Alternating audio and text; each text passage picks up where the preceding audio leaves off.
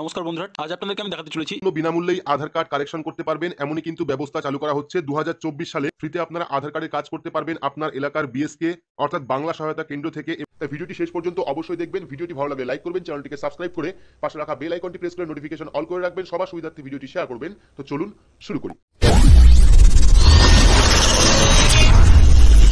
আধার সমাধানে রাজ্যে বিএসকে অর্থাৎ বাংলা সহায়তা কেন্দ্র তার সমস্যার সমাধানে পৃথক কেন্দ্রের পরিকল্পনা করছে রাজ্য সরকার।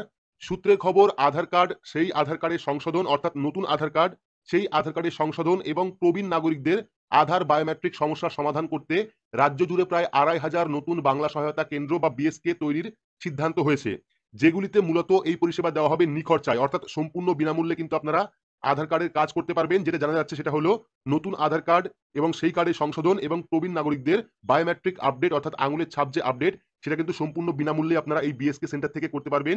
এছাড়া গোটা রাজ্যে উপভোক্তাদের অন্যান্য সহযোগিতায় নতুন আরো প্রায় ১৫০০ এমন কেন্দ্র তৈরির সিদ্ধান্ত হয়েছে।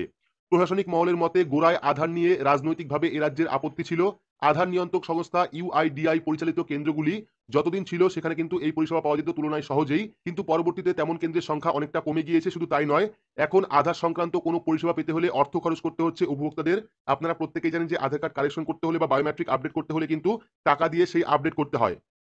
অথচ এখন প্রায় প্রতিটি প্রকল্প এবং পরিষেবায় আধার কার্ড কার্যত বাধ্যতামূলক হয়েছে। শুধু কেন্দ্রই নয়, রাজ্য সরকারের সরাসরি ব্যাংক অ্যাকাউন্টে আর্থিক সুবিধা দানের প্রকল্পগুলিতে আধার সংযোগ করতেই হচ্ছে। এই অবস্থায় পৃথকভাবে বাংলা সহায়তা কেন্দ্রের মাধ্যমে এই পরিষেবা নিশ্চিত করতে চাইছে নবান্ন। অর্থাৎ রাজ্যে কিন্তু আরো বিএসকে সেন্টার তৈরি হচ্ছে, যেগুলিতে মূলত আধার কার্ডের যাবতীয় পরিষেবা সম্পূর্ণ বিনামূল্যে দেওয়া হবে।